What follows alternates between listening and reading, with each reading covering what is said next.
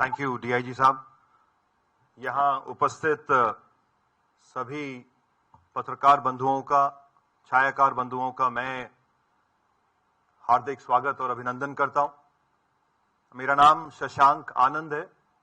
मैं एक भारतीय पुलिस सेवा अधिकारी हूं और लगभग पिछले 2.25 साल से मैं बीएसएफ में ऑन डेपुटेशन हूं और 7 फरवरी 2025 को मैंने बीएसएफ के इस जम्मू फ्रंटियर की कमांड संभाली थी। आप लोग सब जानते होंगे कि बीएसएफ का एक बहुत ही गौरवशाली इतिहास रहा है।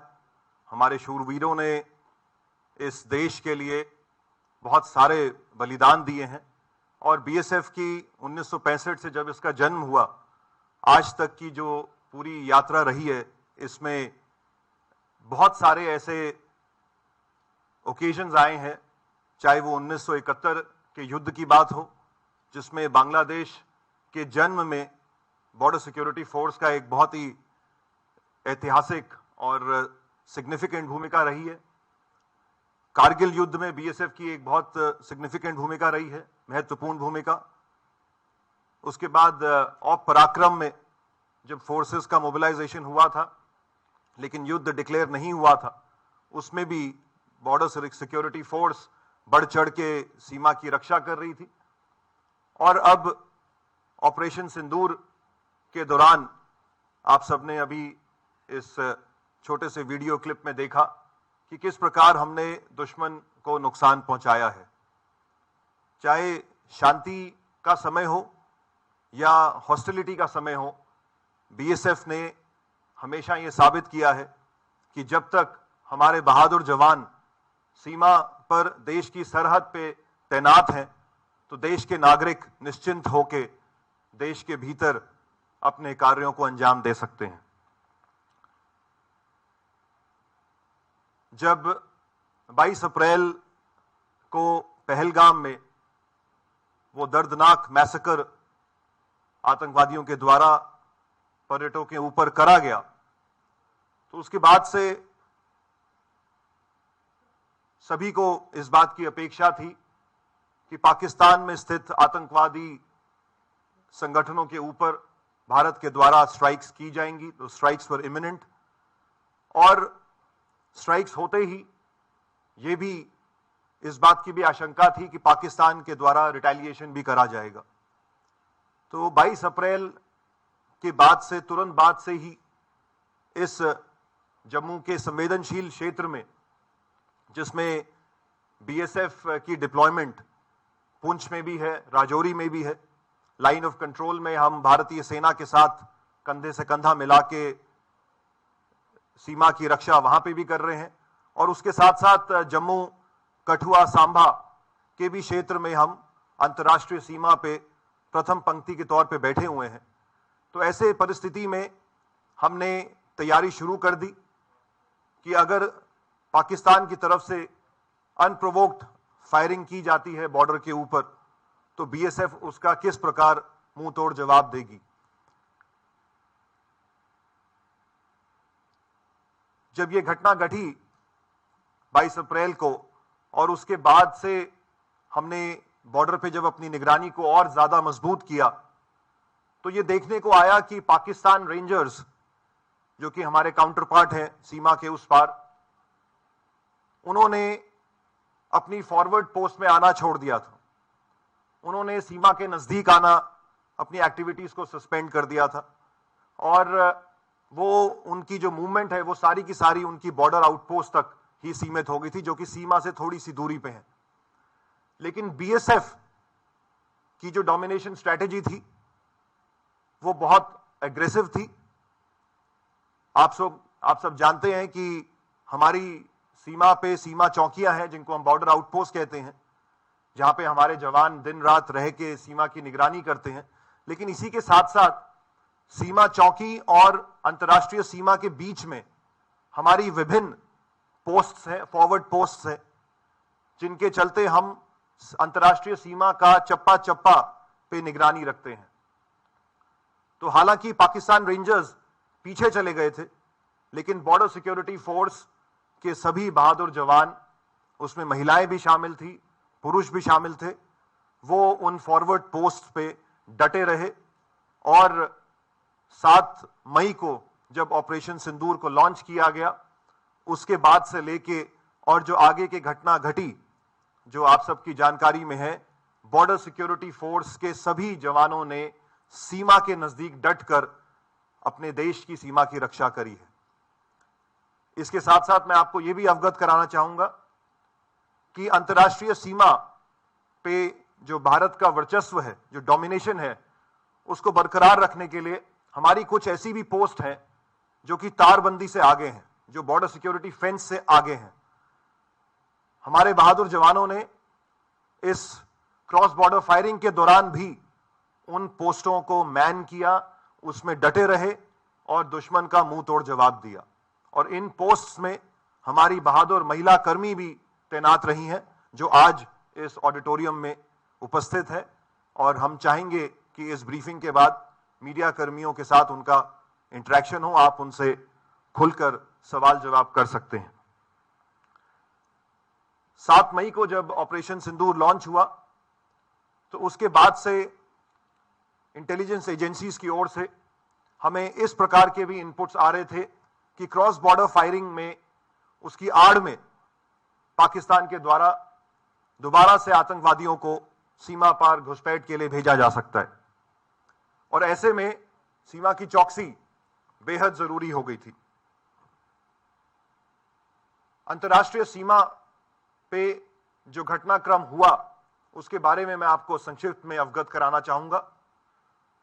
8 तारीख की रात को जब हम सीमा की निगरानी कर रहे थे और हमारे इलेक्ट्रॉनिक सर्वेलेंस इक्विपमेंट से हम सीमा की उस पार भी देख रहे थे, तो यह देखा गया कि पाकिस्तान की सियालकोट डिस्ट्रिक्ट के इलाके में, जो हमारे सांबा के ऑपोजिट लगता है, वहां पे एक बड़े समूह की मूवमेंट वॉच करी गई और लगातार उस मूवमेंट को हम ट्रैक करते रहे। और वो जो ग्रुप था वो अंतर्राष्ट्रीय सीमा के नजदीक बढ़ता रहा। रात का समय था, वहां का जो इलाका है वो अंड्यूलेटिंग ग्राउंड है, टूटा हुआ ग्राउंड है।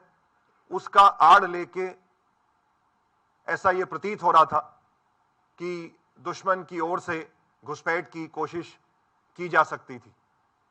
बीएसएफ ने ये फैसला लिया कि जब तक ये समूह हमारी निगरानी में है, हम उनको अंतर्राष्ट्रीय सीमा को पार ना करने दें। और इसीलिए 8 तारीख की रात को बीएसएफ के द्वारा सांबा क्षेत्र में प्रीएम्प्टिव स्ट्राइक्स लॉन्च करी गई। प्रीएम्प्टिव स्ट्राइक्स को लॉन्च करते ही एक तरफ हमने दुश्मन को सरप्राइज कर दिया, लेकिन उसके कुछ समय बाद पाकिस्तानी पोस्ट से हमारी पोस्टों के ऊपर फायर शुरू हुआ और उसकी तैयारी हमने पहले से कर रखी थी। और उसी का ये फलस्वरूप रहा कि हम उस क्रॉस बॉर्डर फायरिंग में हमने पाकिस्तान की कई पोस्टों को भारी नुकसान पहुंचाया और हमारा खुद का कोई भी नुकसान नहीं हुआ। उस इलाके के जो सेक्टर कमांडर हैं श्री मंड, वो हमारे बीच में उपस्थित है। मैं अब उनसे अनुरोध करूंगा कि वो चंद शब्दों में आपको उस घटनाक्रम के बारे में अवगत कराएं। डीआईजी इंद्रेश्वर नगर।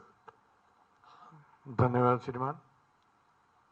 8 तारीख की रात को जैसे आईजी साहब ने बताया, अभी काफ़ी इनपुट्स हमारे पास थे। अभी भारी जमावड़ा जो उग्रवादियों का सियालकोट एरिया में जो इनके लॉन्च पैड्स हैं वहाँ पे है। तो हमने 10 बजे के आसपास हमारा जो सर्वेलेंस डेट्स हैं उन्होंने इनका मूवमेंट को डिटेक्ट किया एडवांस में, और कोई 40-50 के आसपास का मूवमेंट ये था जो बॉर्डर की तरफ बढ़ रहा था। तो उस समय अंदेशा, एप्रिसिएशन यही था भी या तो ये इन्फिल्ट्रेशन करेंगे या हमारे फॉरवर्ड जो बंकर्स हैं उनका नुकसान पहुंचाने की ये कोशिश करेंगे। तो इस पे कॉल लिया गया, तो प्रीएम्प्टिव हमने उनको स्ट्राइक किया, जिससे भारी नुकसान उनको हुआ। उनका मूवमेंट जो है स्कटल हुआ उस एरिया में।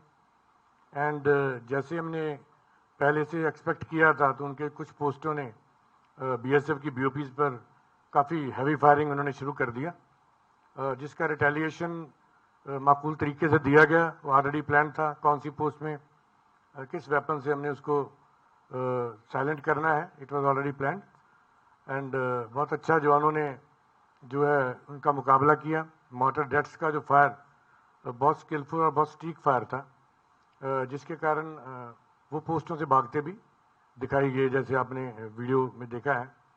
अपने पोस्ट छोड़ कर भागने लग गए और जो मूवमेंट पूरा उनका स्कैटल हुआ और जो इनपुट्स हैं काफ़ी उनके लोग हताहत हुए उस इलाके में, टेररिस्ट भी और उनके सपोर्टर्स भी और कुछ आर्मी और रेंजर्स भी। So that is all about that, and rest is history. We have already briefed you on site about that. तो 8 तारीख की रात को जब ये घटनाक्रम को हमने अंजाम दिया, उसके बाद से दुश्मन के हौसले उस इलाके में पस्त हुए। अगले दिन 9 तारीख को पाकिस्तान के द्वारा सामा का इलाका छोड़कर जम्मू के उत्तरी इलाके में, जो अखनूर के नजदीक पड़ता है, वहां पे अंतर्राष्ट्रीय सीमा पर अनप्रोवोक्ड क्रॉस बॉर्डर फायरिंग को शुरू किया गया और उसकी तैयारी बॉर्डर सिक्योरिटी फोर्स ने पहले से कर रखी थी। और 9 और 10 को भारी बमबारी बीएसएफ के द्वारा पाकिस्तान के बॉर्डर बेल्ट पे करी गई। इस दौरान हमने ये प्लानिंग कर रखी थी कि मौका मिलेगा तो अंतर्राष्ट्रीय सीमा के नजदीक जो आतंकवादी लॉन्च पैड्स हैं उन पे भी बीएसएफ के द्वारा हमला किया जाएगा।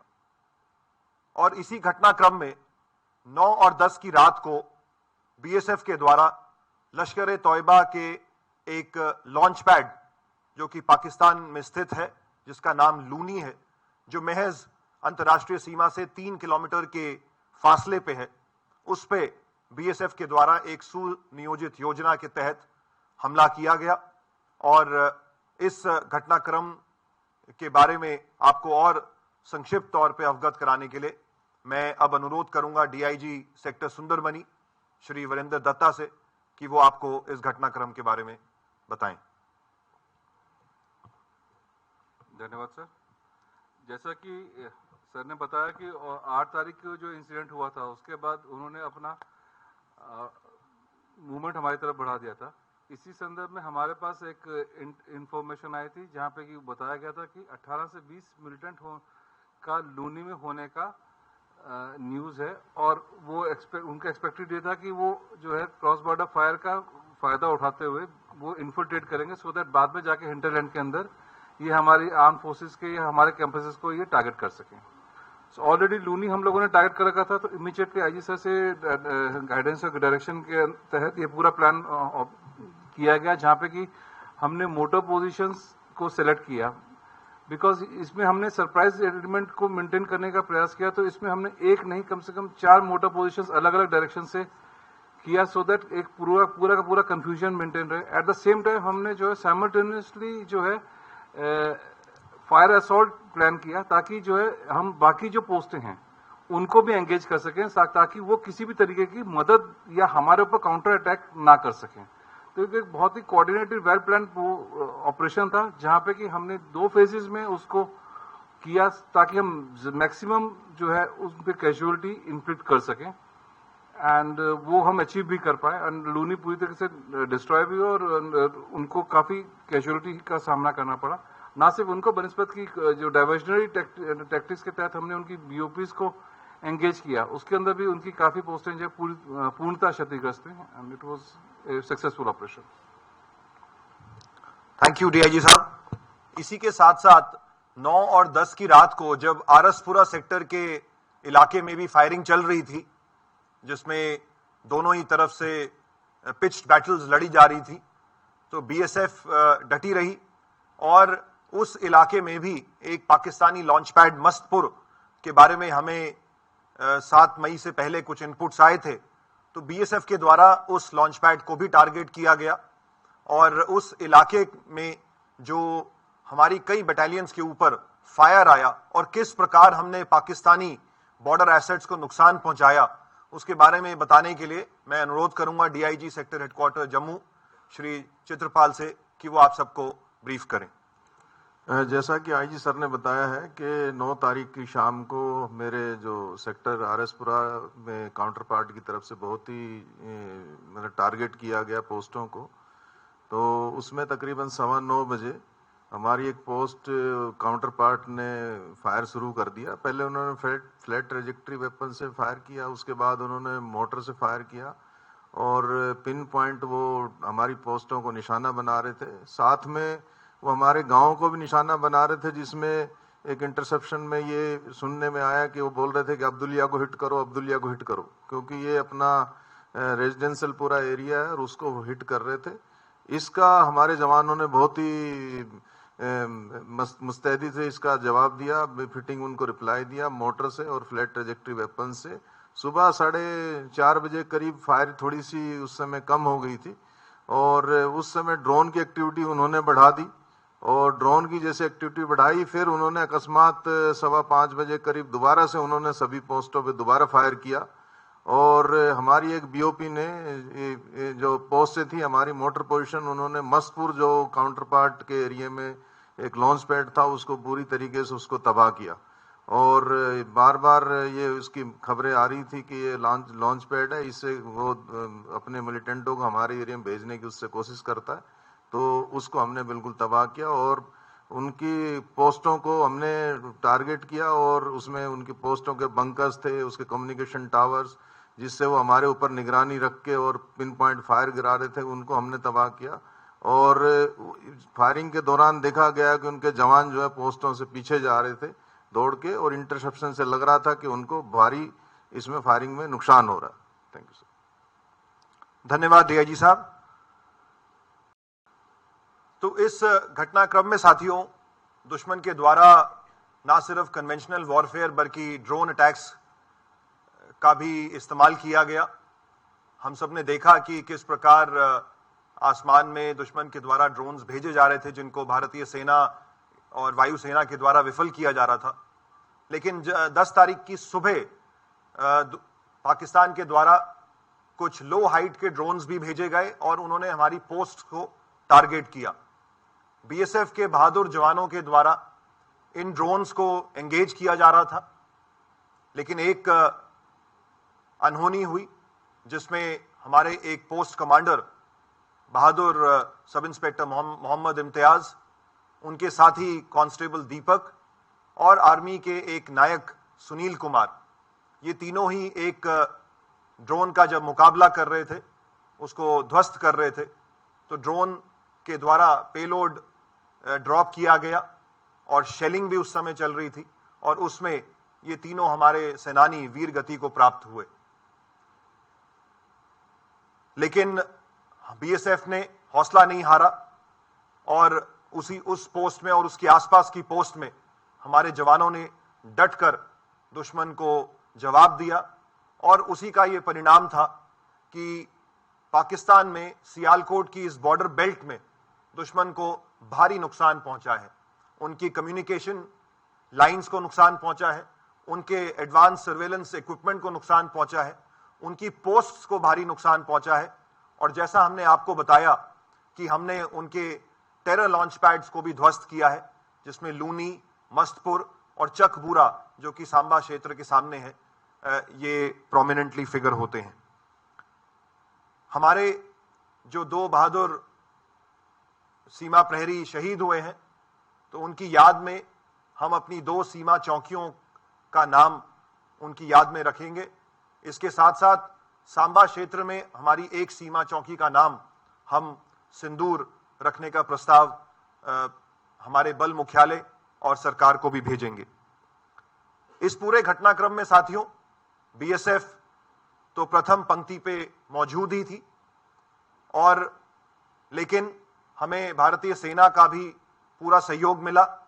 इसके साथ साथ बीएसएफ के द्वारा सिविल एडमिनिस्ट्रेशन के साथ, जम्मू कश्मीर पुलिस के साथ भी और इंटेलिजेंस एजेंसीज के साथ भी समन्वय बना के रखा गया और उसी का ये एक परिणाम है कि जम्मू की इस बॉर्डर बेल्ट में किसी भी प्रकार का सिविलियन नुकसान नहीं हुआ, सिविलियन एसेट्स डैमेज नहीं हुए और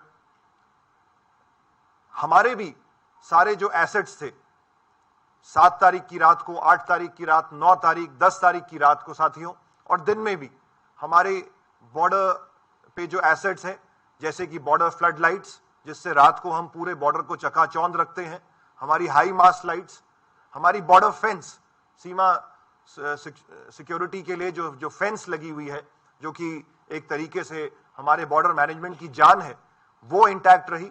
और हमारे सर्वेलेंस इक्विपमेंट जो हमने हजारों की संख्या में पाकिस्तान की ओर लगा रखे हैं, वो भी सारे के सारे इंटैक्ट रहे। तो कुल मिला के साथियों, हमने पाकिस्तान को काफी नुकसान पहुंचाया है और साथ में हमने अपने एसेट्स को भी बचाया है। इस पूरे प्रकरण में साथियों, बीएसएफ की महिला शक्ति ने बढ़ चढ़ के हिस्सा लिया। हालांकि महिलाओं के पास ये ऑप्शन था कि वो अगर चाहती तो बॉर्डर आउटपोस्ट से रिलोकेट होके पीछे हेडक्वार्टर्स में आ सकती थी, लेकिन हमारी इन बहादुर महिलाओं ने इस बात को चुना कि वो आगे फॉरवर्ड ड्यूटी पोस्ट में रहकर, सीमा चौकियों में रहकर अपने पुरुष कार्मिकों के साथ कंधे से कंधा मिलाकर इस आपदा का सामना करेंगे।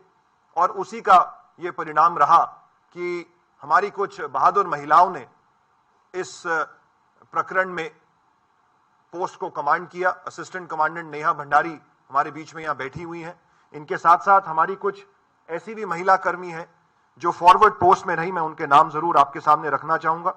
महिला कांस्टेबल मंजीत कौर, महिला कांस्टेबल सुमी, महिला कांस्टेबल मलकीत कौर, महिला कांस्टेबल ज्योति, महिला कांस्टेबल संपा एवं महिला कांस्टेबल स्वप्ना।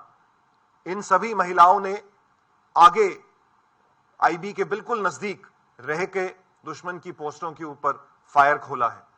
इसके साथ साथ साथियों, जैसे मैं बता रहा था कि हमारे कुछ ऐसी पोस्ट भी हैं जो कि हमारी तारबंदी से आगे हैं, और वो आगे इसलिए हैं क्योंकि हम अपनी हर एक प्रत्येक इंच की रक्षा करना चाहते हैं। तो ऐसी पोस्ट को कमांड कर रहे थे सभी हमारे असिस्टेंट कमांडेंट कुलदीप, जो कि यहाँ प्रेजेंट है, और अभी कुछ क्षणों के बाद ये आपको बताएंगे कि किस प्रकार इन्होंने भी पोस्ट में आगे रहते हुए अपनी कंपनी को कमांड किया और दुश्मन के मंसूबों को विफल किया। साथियों, इस ऑपरेशन सिंदूर में जम्मू के इस इलाके में और एलसी और आईबी दोनों ही क्षेत्रों में बीएसएफ ने बढ़ चढ़ के हिस्सा लिया है और हमेशा बीएसएफ तत्पर रही है अपने देश की सॉवरेनिटी को बचाने के लिए, देश की अखंडता को बचाने के लिए और देश की सीमा की रक्षा करने के लिए।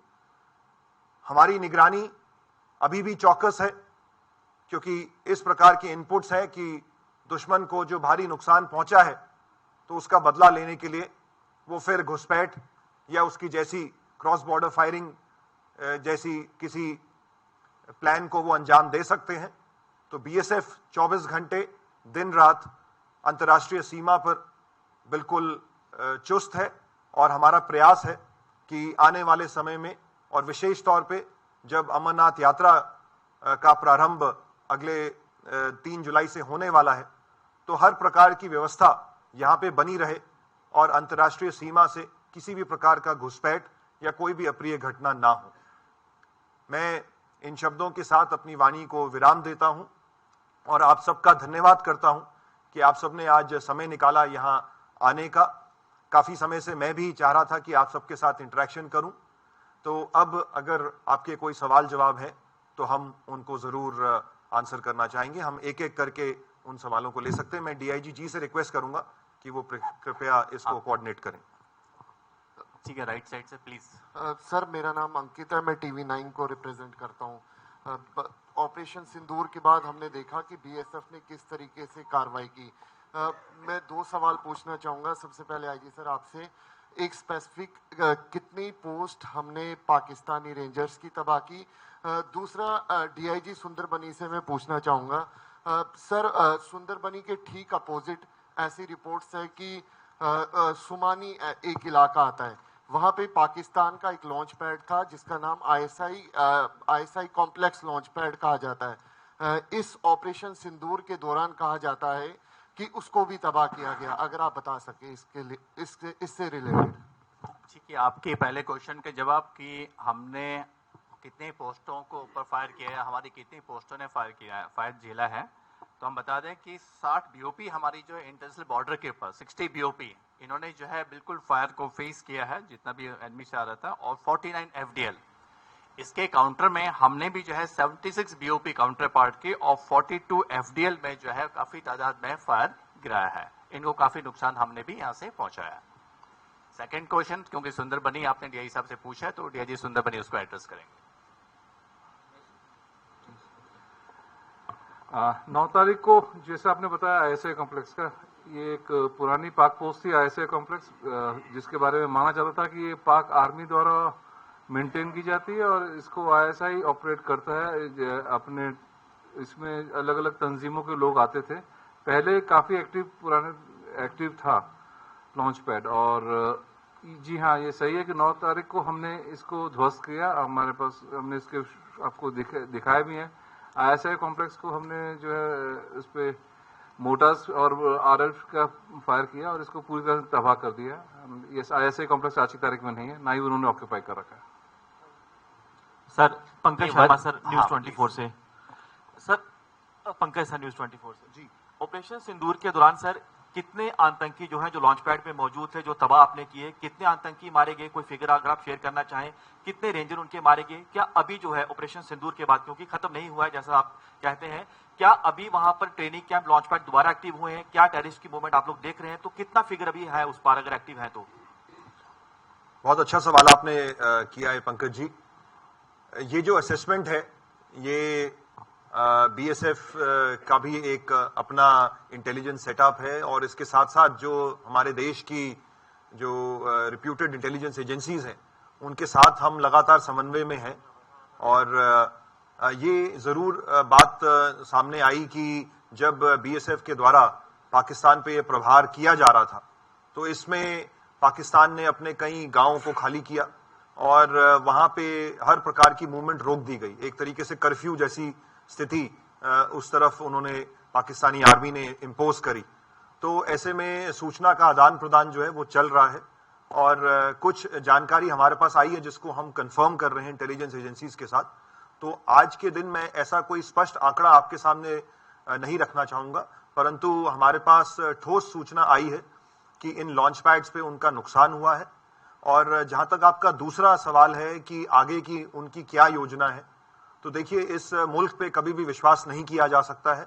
ऑपरेशन सिंदूर जारी है, जारी रहेगा और आने वाले समय में इस बात की आशंका जरूर है कि उनके द्वारा दोबारा से घुसपैठ को बढ़ावा दिया जा सकता है। तो उसके लिए, उस चुनौती से निपटने के लिए बीएसएफ सक्षम है और हम टेक्नोलॉजी फ्रंट पे भी बहुत आगे तीव्र गति से बढ़ रहे हैं। अपने सर्वेलेंस सिस्टम्स को हम अपग्रेड कर रहे हैं। हम ऐसे सिस्टम्स को भी लगा रहे हैं जिससे दुश्मन की या आतंकवादी अगर सीमा के नजदीक भी आते हैं तो हमें उसकी जानकारी पहले से मिल जाए।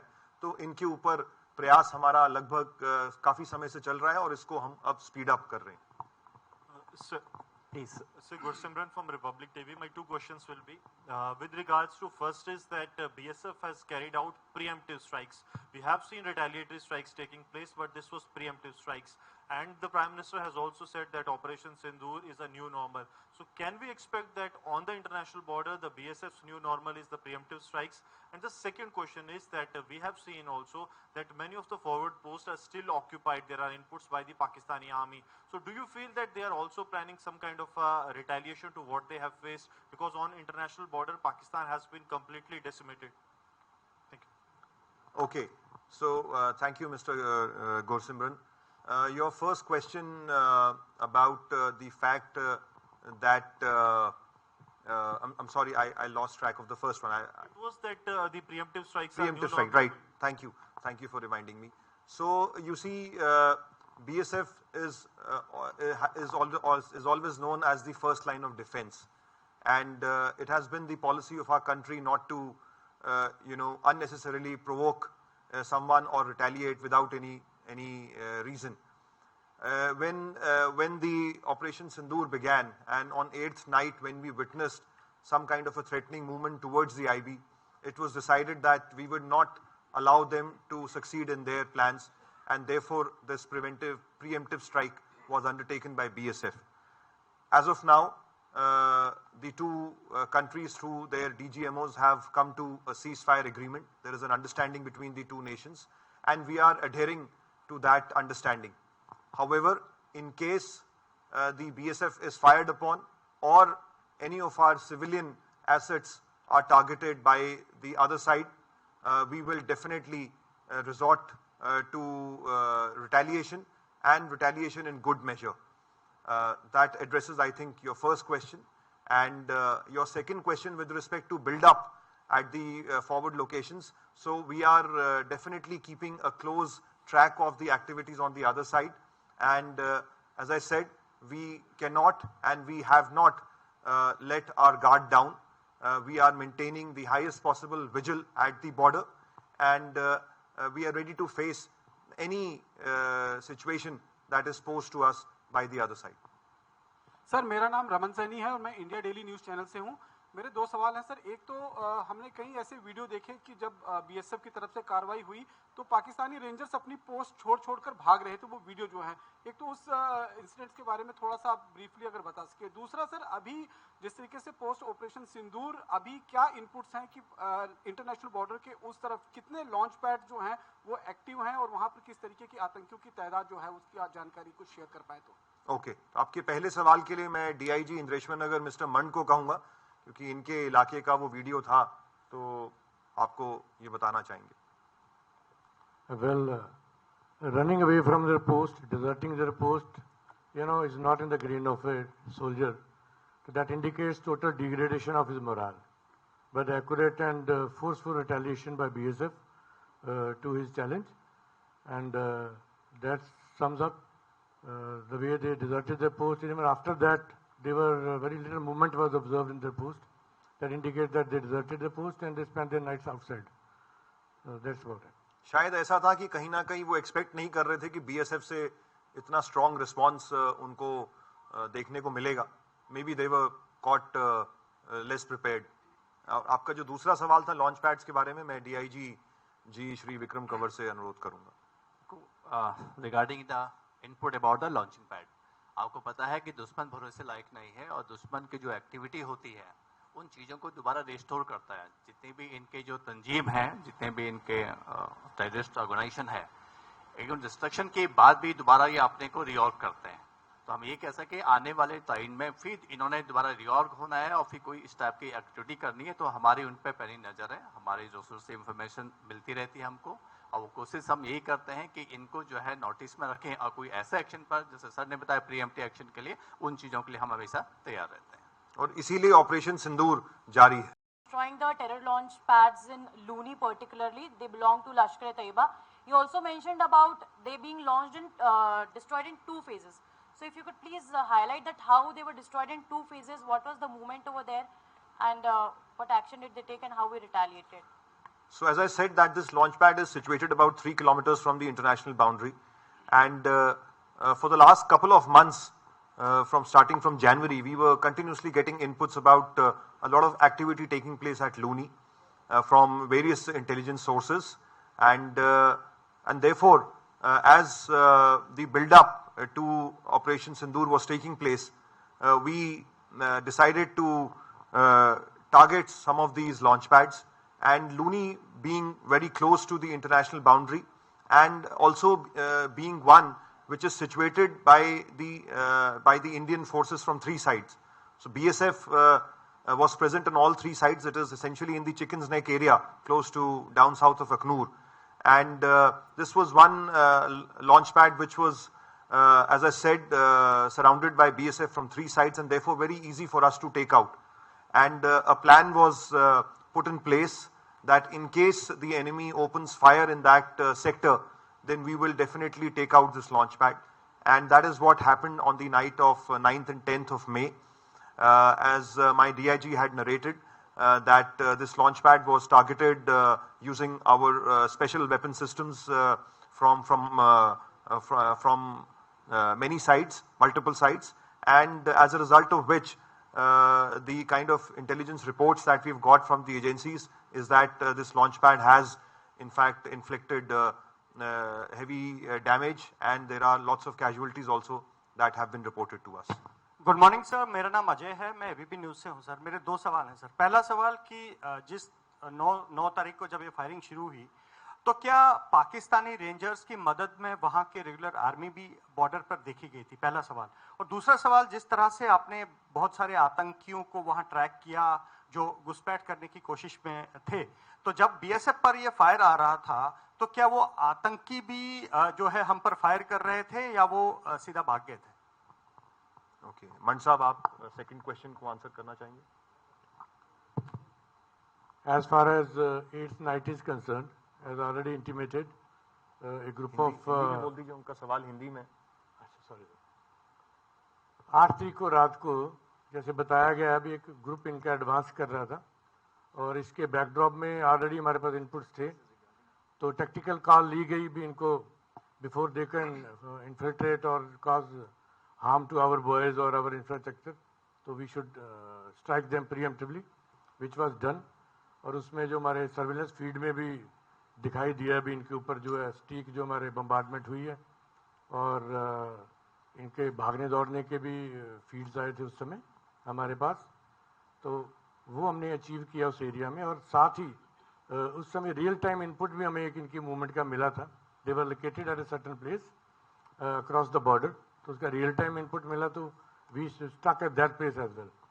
तो जो इनपुट्स अभी काफ़ी नुकसान इनका इन स्ट्राइक्स के साथ हुआ है।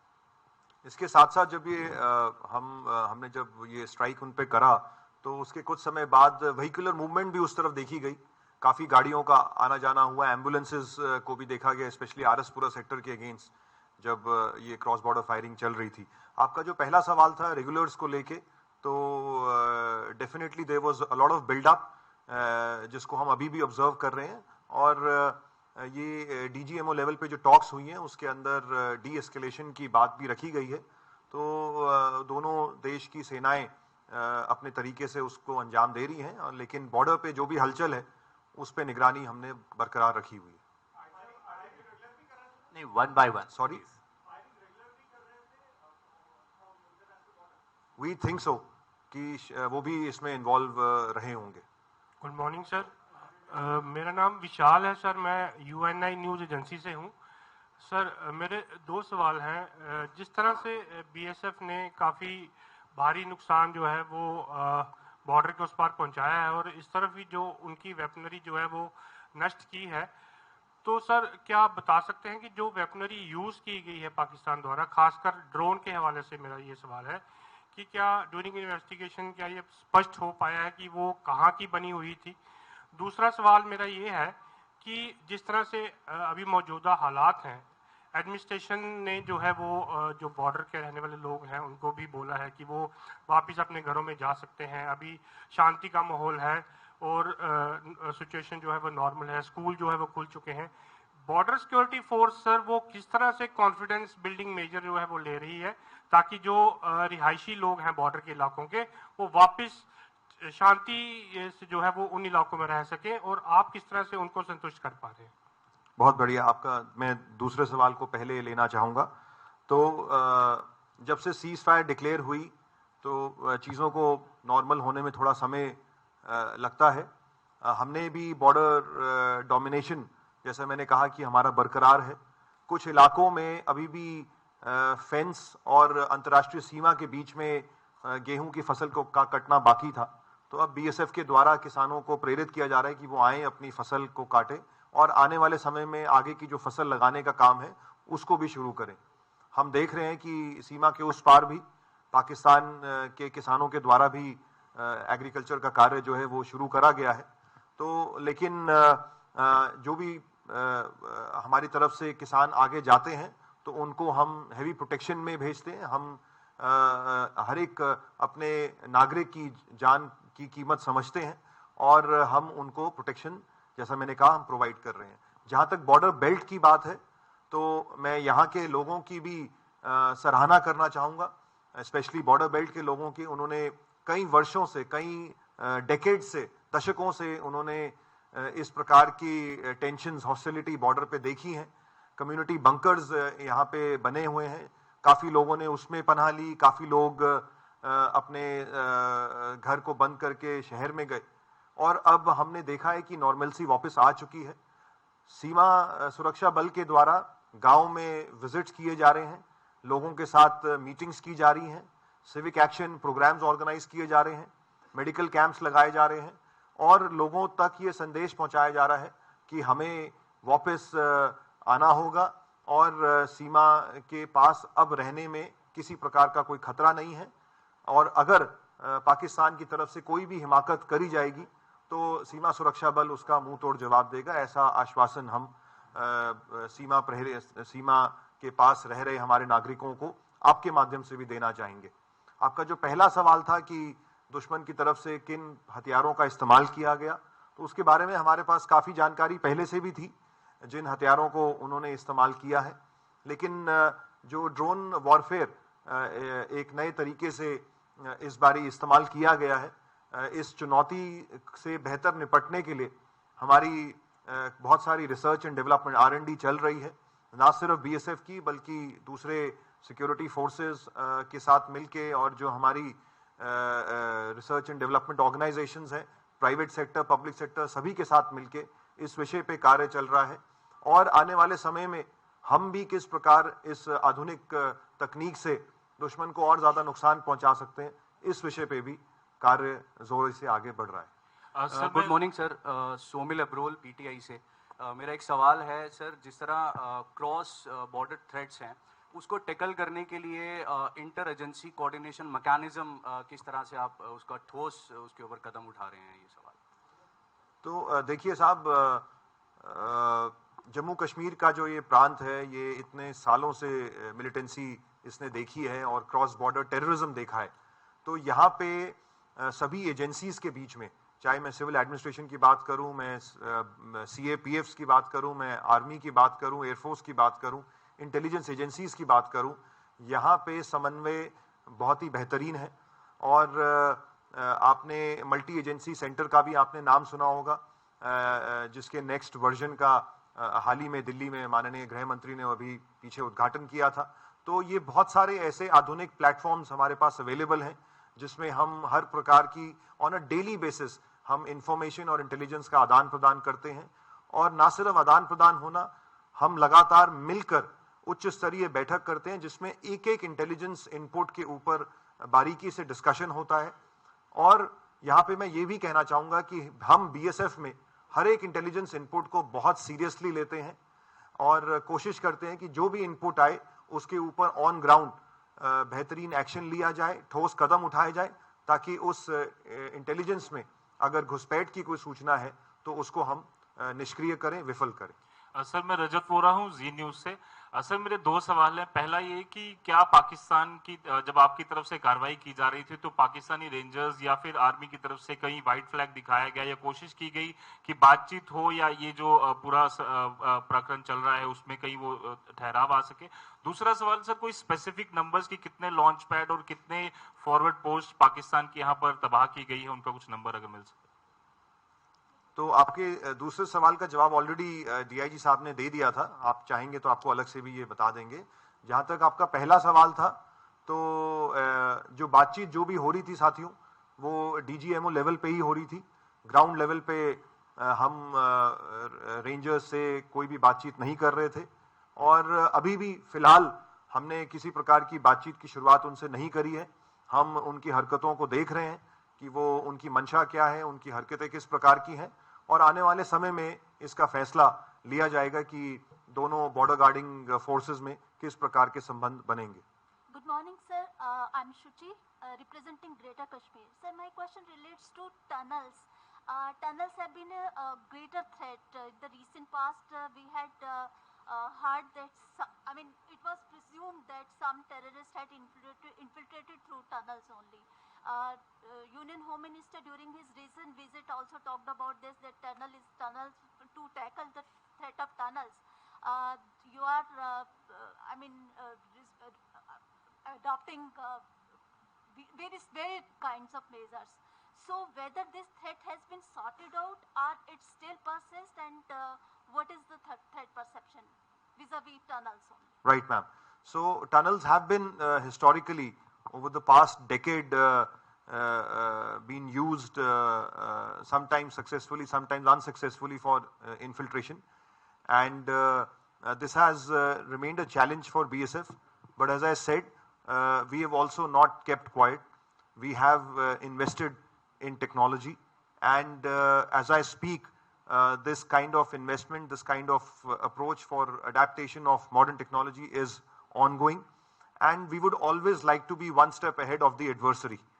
So not just tunnels, there are other kinds of means also by virtue of which the adversary can attempt infiltration.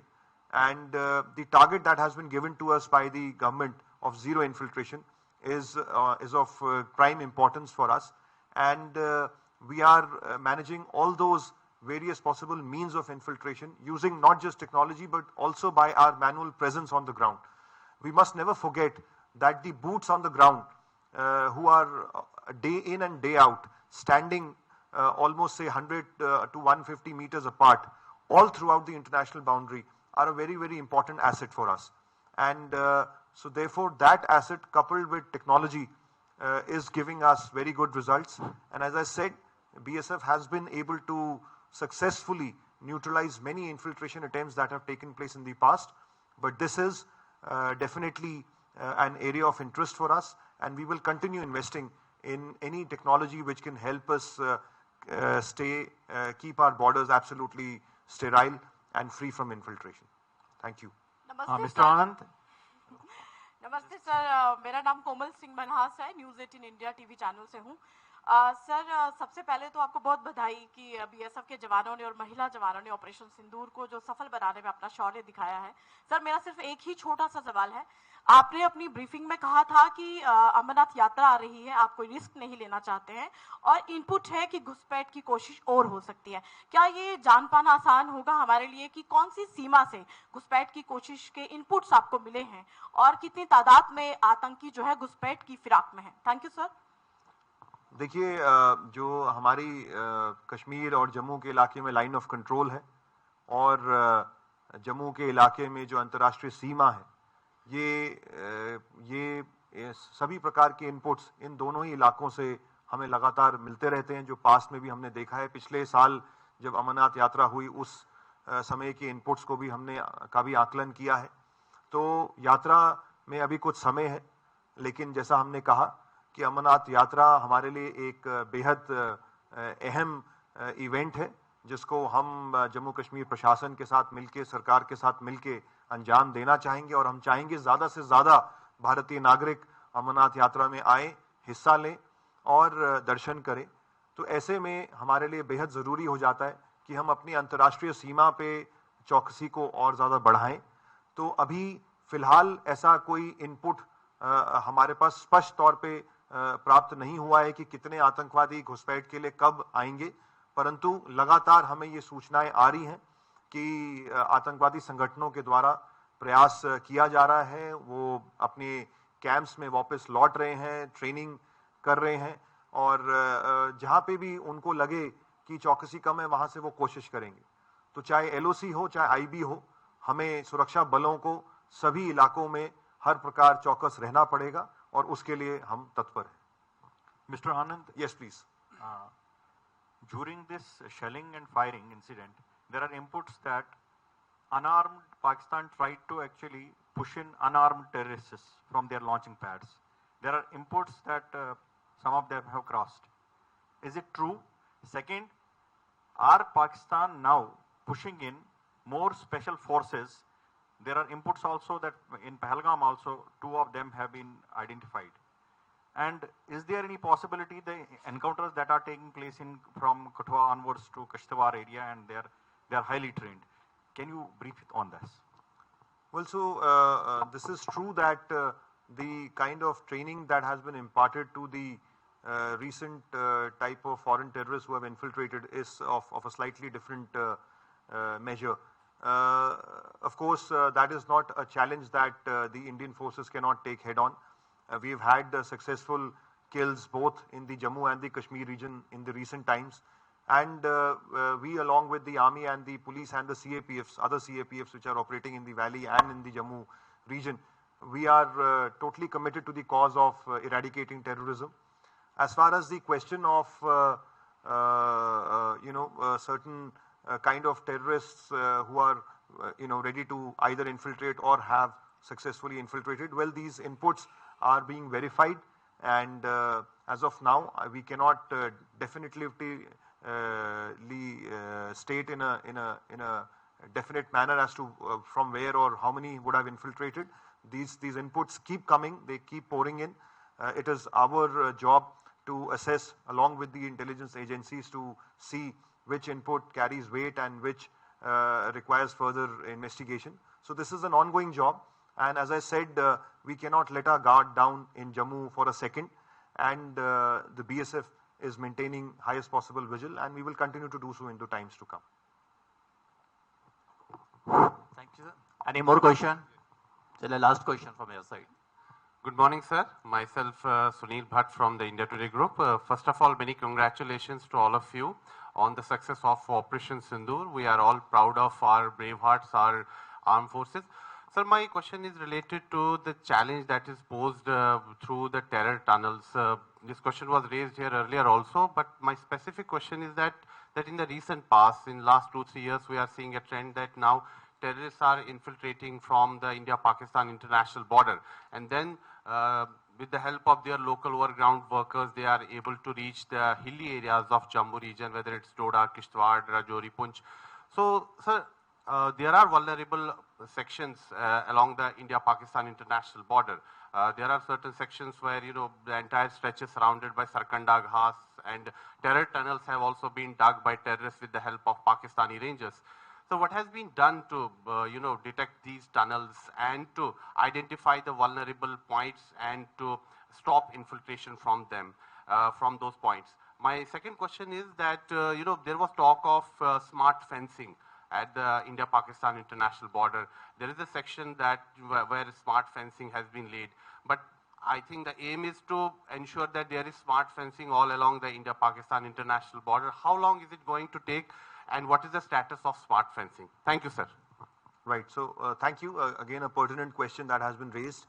As I mentioned before, tunnels or any other means of infiltration have to be dealt with by the BSF here, and of course at the LOC by the army which is stationed there. As far as infiltration is concerned, what we have seen on the other side is that there are areas deliberately left uncut on the other side by Pakistan, and they try to ensure that we are unable to see what kind of activity is taking place on the other side. So while that has been a challenge, however, we've also acquired our own technologies in terms of our UAVs and high-rise surveillance equipment, which can see in depth as to what kind of activity is taking place on the other side. And on 8th night, when we were able to witness a group of persons moving towards the IB, that was using one of those modern assets that we have in our armory. It is of prime importance for us to ensure that the technology is deployed in such a manner that we are able to neutralize infiltration. We have a system known as the Comprehensive Integrated Border Management System, CIBMS in short. A pilot was done way back in the year 2017-2018, which has given us very, very good results. And when the Honorable Union Home Minister visited our border outpost in the month of April, a demonstration was also presented before him. And now, with assistance from the Ministry of Home Affairs, Government of India, and of course from our own headquarters, we expect that a lot of technology infusion will take place in the months, if not weeks, to come. And it is our endeavor to have every inch of our IB under the Comprehensive Integrated Border Management System.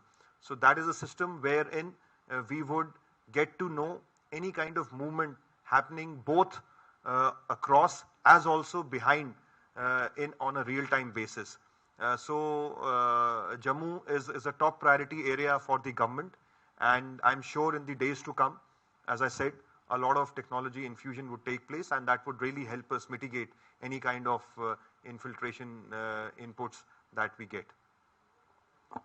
Thank you, sir. Since there is no more question, I thanks to all my media friends once again for their active participation and attendance. The synergy is once again visible. It's already known fact that BSF and media both are working for the same cause and in the interest of our nation. But we need our continued and constant support in showcasing our national cause. Let this bond and association be stronger, more reliable and fruitful. Now request to all our media friends and officials who are present here to kindly join us on high tea arranged outside the auditorium and honored us. Thank you. And thank you very during much. the tea, you will also be able to interact with our brave border men and women who were posted at the front line.